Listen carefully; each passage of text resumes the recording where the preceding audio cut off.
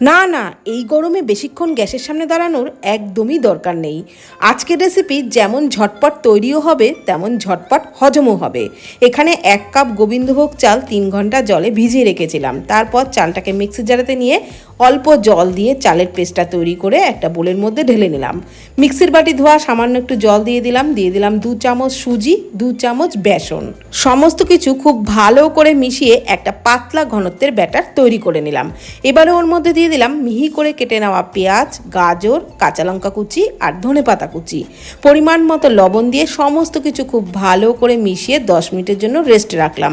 ততক্ষণে চাটনি বানিয়ে নিচ্ছি। ফ্রাইং প্যানে অল্প সাদা তেলের মধ্যে বেশ কয়েকটা চিনেবাদাম, আর যতটা চিনেবাদাম ততটাই ছোলার ডাল দিয়ে একটু নাড়াচাড়া করে দিয়ে দিলাম শুকনো লঙ্কা আর গোটা রসুন। নাড়াচাড়া করে ভেজে ঠান্ডা করে মিক্সির জারেতে নিয়ে ওর মধ্যে একটু লবণ, সামান্য তেঁতুল আর অল্প জল দিয়ে চাটনিটা বানিয়ে নিলাম। এবার চাটনিতে একটা তরকা অল্প সাদা তেলের মধ্যে একটু কালো সর্ষে, কারি পাতা, শুকনো লঙ্কা ফোড়নে দিয়ে চাটনির মধ্যে ঢেলে দিলাম। এদিকে যে ব্যাটারটা তৈরি করে রেখেছিলাম সেটাও কিন্তু এখন একদমই সেট হয়ে গেছে। ফ্রাইং প্যানে সামান্য সাদা তেল দিয়ে আবার টিস্যু দিয়ে সাথে সাথেই মুছে নিয়ে হাফ বাটি মতো ব্যাটার চাড়িয়ে দিলাম। ওপরটা ড্রাই হয়ে আসলে একটু বাটার মাখিয়ে ফোল্ড করে এইভাবে ধোসা বানিয়ে চাটনির সাথে পরিবেশন করলাম।